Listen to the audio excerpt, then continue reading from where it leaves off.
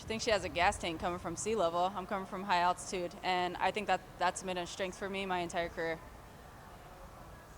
Did it bother you at all? There was that talk of Amanda fighting for Cyborg, and there's all that narrative.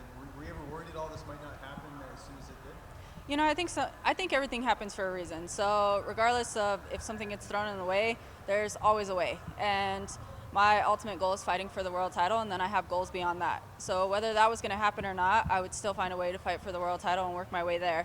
It was pretty frustrating just given the fact that they're in two different divisions, and I believe that the 135 division has a lot of talent. So I think it was kind of one of those things that if it wasn't going to happen for me, what's wrong with the other 135ers? There should have been somebody else allowed to step up to the plate and face that challenge. It shouldn't be two girls coming from two different divisions. We know she has propensity. We know she's got championship DNA of breaking in the ring. You think you'll be able to bring that out of her? Is that a goal? We've seen that happen, like the Katzenbauer fight and stuff like that.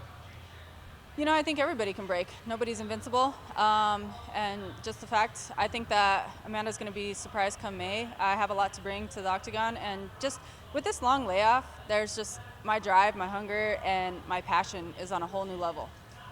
Amanda's wins, her last couple wins have been either a finish early or a close decision win. Is there any more urgency to go for that finish with the fact that she has taken the last couple fights on the judges' scorecards? It's always urgency. I mean, it doesn't extremely sound fun to fight 25 minutes. If it goes 25 minutes, it goes 25 minutes. But my ultimate goal is to go in there, focus on what I'm doing, and at the end of the day, come out with my hand raised. Have you thought about that and new? I think about it all the time. It's exciting. How do you feel? Obviously, there's a lot of mutual respect between yourself and Nunes. Would you like maybe a little bit more sort of aggression between the two of you, a bit of heated debate instead of that mutual respect? Yesterday there was a lot of respect.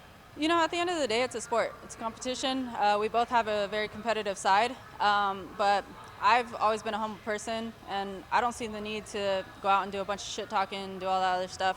At the end of the day, I mean, once that cage door closes, it's not going to change what happens. So we met because of this sport, and it's just one of those things to where we can have a friendship on the outside, but there's business on the inside, and, after 5, 10, 15, 25 minutes, whatever it is, we can turn around, shake hands, give each other hugs, and have our friendship back.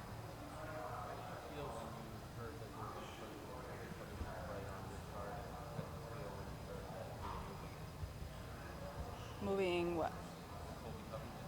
Oh, honestly, it's not something I paid attention to. You didn't feel like that would bring added attention to the card, maybe some hostility to the card as well? I'm not about that, so I don't really care about the added attention, the hostility, and quite frankly, the press conference was a little annoying yesterday. I wanted to smack him in the back of the head. Were you sitting next to him? I was. So I was actually going to ask you, what did you think about it all?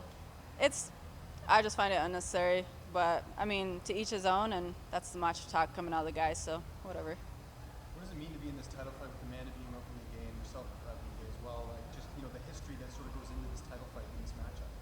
It's extremely exciting. Just the fact, for one, where women's MMA has come to today, and just that we have this opportunity, and here we are headlining a UFC event, and then obviously it's 2018, so just being openly gay and being able to be myself, and then going up against another basically fellow partner there, I mean, it's extremely exciting, and for me, it's just, there's so much going into this fight. I've always wanted to visit Rio as well, and here I am knocking two birds out with one stone. I'm going to visit Rio, and I'm fighting for the ultimate, or the championship. There we go. Do you have a lot of people reaching out to you about sort of that topic? Because you're a role model in that sense, as someone who's a prominent athlete who's obviously has his platform.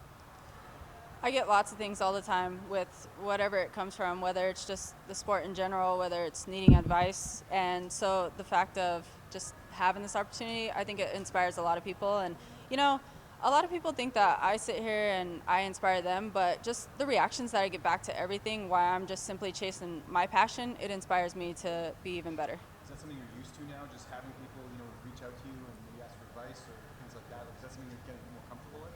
I've always been comfortable with it. I actually coach high school gymnastics, so it's kind of one of those things to where I've always given advice, I've always done things, and then for some reason, I'm like the rock of my family and my friends. A lot of people said that I should have took counseling up as my profession because I give great advice, and I don't know. So. I know you and Tisha like to hunt. Did you get any hunting in while you were off with the injury? I know when she was fighting on 218, you guys got a little bit of that. Some hunting? Yeah. I love hunting. I haven't broke Tisha into that yet. And I think that's actually where my injury happened. Out of all the crazy years, I think the number one question that annoyed me was, did you get anything? The only thing I got was obviously a broken leg, but I'll be back on it next year. Rocky, how being in the UFC 200 card and fighting the Holly at Staples when Ronda was at her peak, how much being those big stages got you ready for this? What was it? Being on big stages like with fighting Holly at Staples and fighting UFC 200, how much did that prepare you for this big stage of your career? You know, it's the big stage regardless. Just being in the UFC, it's your biggest platform that you can get to in MMA. So any other fights, I mean, I see all the girls as challenges, wherever they're ranked, and whatever they bring to the table, it's a different challenge. For me, being on the Ultimate Fighter, it was kind of one of those things to where it absolutely took me out of my comfort zone, and I had to learn to live with an opponent, eat with an opponent, hang out and talk hours before we were going to go fight each other. So it's just kind of one of the things to where you really learn how to filter those emotions. And I don't go and put all the extra pressure. I don't sit here and, okay, Amanda, a world title shot. Like, Amanda's just another opponent. And then there's an even bigger reward after this one. So it's just kind of one of those things to where the pressure's not there for me. We're going into her home country, and I think the pressure's there for her. Thanks, guys. Good. Thank you. Cheers. Cool. Appreciate it.